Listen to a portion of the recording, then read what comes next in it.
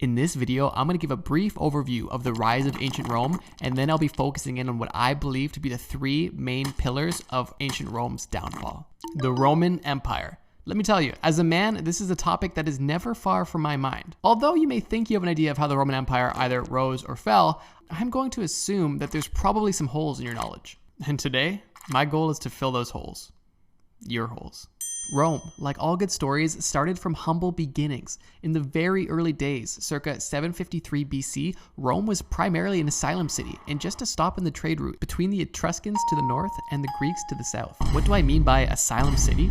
Rome started as a place where thieves, murderers, runaway slaves, outcasts, and more could have the rare opportunity to become genuine citizens. Rome was a city of refugees and immigrants. This openness, in part, gave Rome the opportunity to become as big as it eventually became. A lot of commonly considered Roman innovation was actually heavily inspired by their northern neighbors, the Etruscans, such as their alphabet, the gladiatorial games, and political structure. From the beginning in 753 BC to 509 BC, there was 7 kings, but in 509 BC, the last king of Rome was expelled for unsavory reasons, and from that point onward, it was decided that no one man should have all that power. The new system that was introduced gave 2 elected officials 1 year of power each, instead of a single monarch, which, if you think about it, is pretty crazy because whose idea was it to let butterflies rule anything anyway? Below the 2 elected officials was a senate of 300 patricians, which controlled the 2 elected officials, and below them were the plebs, the masses,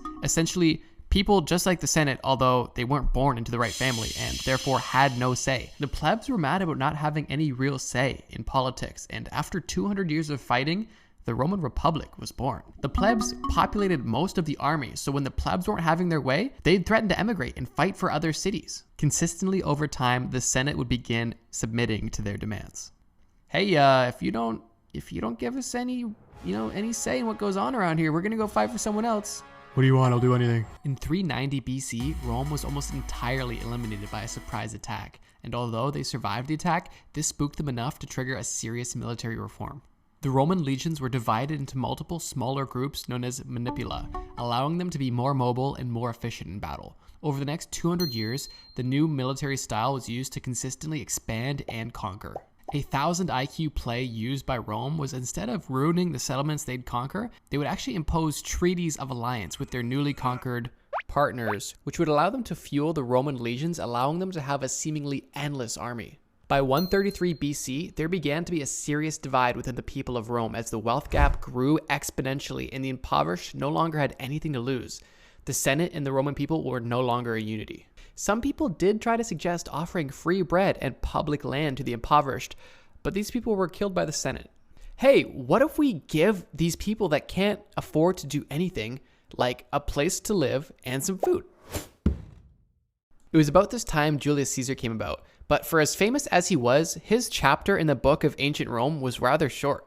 During the civil wars, he defeated rival generals and literally banged Cleopatra and gave her the Egyptian throne. Pretty crazy history class crossover episode. After some time with Cleopatra, Caesar returned to Rome, giving himself the title of Imperator, which means victorious commander, and essentially became a dictator. The people saw the writing on the wall and assassinated him rather swiftly. So yeah, there you go. That's the story of Julius Caesar. His rule only lasted 4 years. After Julius Caesar's assassination, his 19-year-old nephew came to power and ended up ruling for 43 years. He didn't abolish the Republic, but didn't necessarily relinquish total control either. He gave himself the title of First Senator, essentially an all-powerful political being. But although he had this power, he was able to not be assassinated. During his rule, times were relatively peaceful. Bread was given to the poor, gladiators were cooler than ever, and the city began to see early signs of modernization. After this peaceful period, there was an era of notably bad emperors that imposed ridiculous laws and did pretty horrible things. But then after that era, there was an era of good emperors, the most notable of which, and the last of which, was Marcus Aurelius, a man who was in power from 161 AD to 180 AD. He spent most of his reign on military expeditions, and in between battles he wrote Meditations, a book that today is still a bestseller and one of the most profound examples of Stoic philosophy. I'd recommend giving it a read. After Marcus Aurelius came his son, and under the rule of his son began the end of the good times, and the beginning of the end began. Not long after, the Roman Empire was split into 4 states with 4 leaders, which did not last long as turmoil between the leaders and the states broke out into large-scale war. For a brief period afterwards, Rome was united once more for a final time, and the last emperor of the United Roman Empire ended his reign in 395 AD, and then his son split Rome into, for good, East and West. The eastern half would live on for another 1,000 years, but the western half would suffer and fall victim to the great migration of people, causing divide. So now that you have some context about ancient Rome, what caused it to fall? As you may have gathered, it wasn't just one thing, but more of a combination of things. You may already have some assumptions based off the context I provided, and if you're informed, you may already have your own opinions.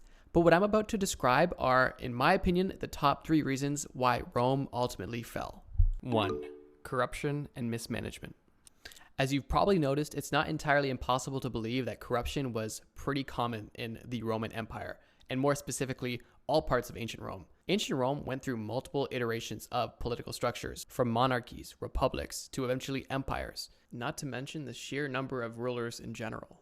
A funny example of blatant mismanagement was Commodus. He was the youngest emperor ever at only 15 years old. He was known to be a reckless, emotional ruler, which was obviously a recipe for disaster. The systems built by those before him made the day-to-day operations of the Roman Empire more or less self-sustaining and hard to mess up. However, smaller things were definitely not as much of a challenge. Dude was literally a wannabe dictator/gladiator. And even though he was known as a reckless, emotional teenager, he was still in power for 15 years, until he was eventually assassinated in a bathhouse. 193 CE followed Commodus's rule and became known as the Year of the 5 Emperors, which, as you can probably assume, was because there was 5 different emperors in one year, one of which was assassinated in only 3 months, and another one literally bought his way into power and was killed 3 weeks later. The unity and the morale of the Roman Empire was low due to political chaos. The sheer size of the empire and the separation of the settlements made it easy for the different states to begin growing their own cultures and expressing their own autonomy, which eventually led to them breaking away and starting their own empires entirely. The whole mismanagement situation kind of reminds me of a job I had when I was younger. I used to work at a restaurant, and the owner of this restaurant kept hiring the weirdest managers. Like, me and my coworkers all did great jobs. We all knew how to do our jobs, but every manager that came in was convinced that they knew how to do our job better than us. This happened so frequently that eventually me and my coworkers had no respect for the manager, and we honestly were just not interested in listening to this 45-year-old meth enjoyer try to tell us how to do our job. So that didn't last long. We didn't go ahead and start our own restaurant, but we might as well have. 2. Religious discourse. The Roman Empire traditionally worshipped the pantheon led by Jupiter, which was heavily tied to the Greek pantheon led by Zeus. When Christianity began to gain popularity, the new Abrahamic faith, based off of the not so highly favored Judaism, was treated rather similarly as a result. The Roman Empire saw new faiths as a threat to the empire as a whole. This religious discourse between the empire and the people and the people and the people was brutal. Larger, bloodier battles have been fought over smaller issues. Just look at modern examples for the destruction that can be caused over religious disagreements. Rome didn't have any external religions gaining popularity within Rome, like Judaism, for example. Rome literally played a key element in the creation of Christianity, which made it an entirely different battle.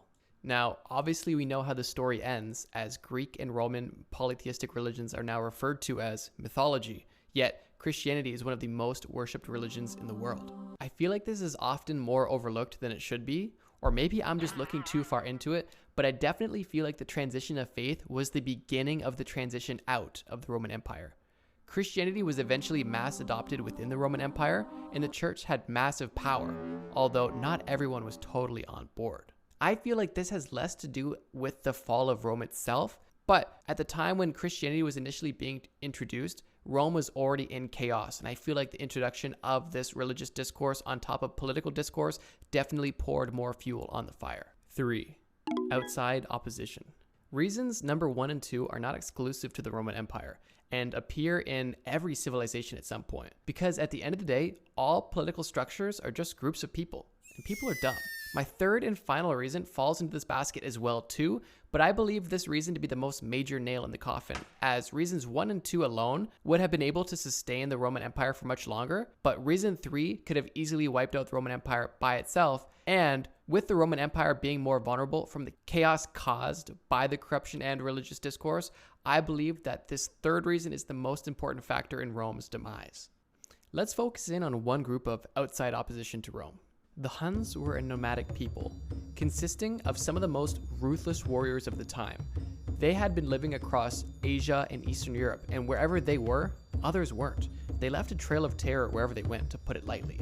And although they didn't interact with ancient Rome until later on, they still had a big impact on how Rome fell. The massive Hun conquests caused major influxes of refugees into the Roman Empire.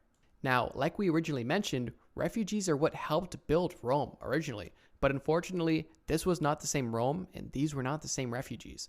Originally, people came to a growing, thriving Rome as an accepting safe haven. But in this case, the refugees were surviving barbarian warriors fleeing the Huns, and they were being thrown into the middle of the chaos of the Roman Empire of the time. It seems obvious to try to incorporate these refugees into the Roman army, right? Well, not to the emperor at the time, as instead of incorporating them into the Roman army, they were exposed for labor or outcasted as they were deemed not a threat. This lack of foresight at scale left a lot of unhappy outsiders inside the empire, causing many parts of the outer regions to be taken by these refugees. Keep in mind, originally, when refugees came to the Roman Empire, they were accepted and given citizenship.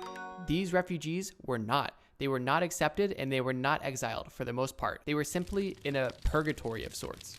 After the split of the Roman and Byzantine Empire, this problem only got worse and harder to manage, as Rome had limited resources and men to fight. In 476 AD, a barbarian king was the last to invade the Roman Empire as we know it, essentially concluding the fall of the Roman Empire.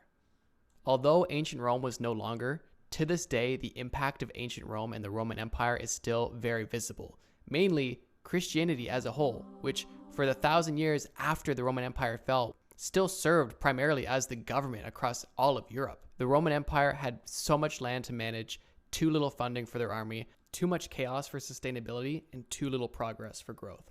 One thing I do want to quickly mention is that this is more of a bro history lesson than anything else. So if you're looking for something to plagiarize for a school assignment, unless you want to get expelled, I'd suggest watching this just for fun. Trust me, bro.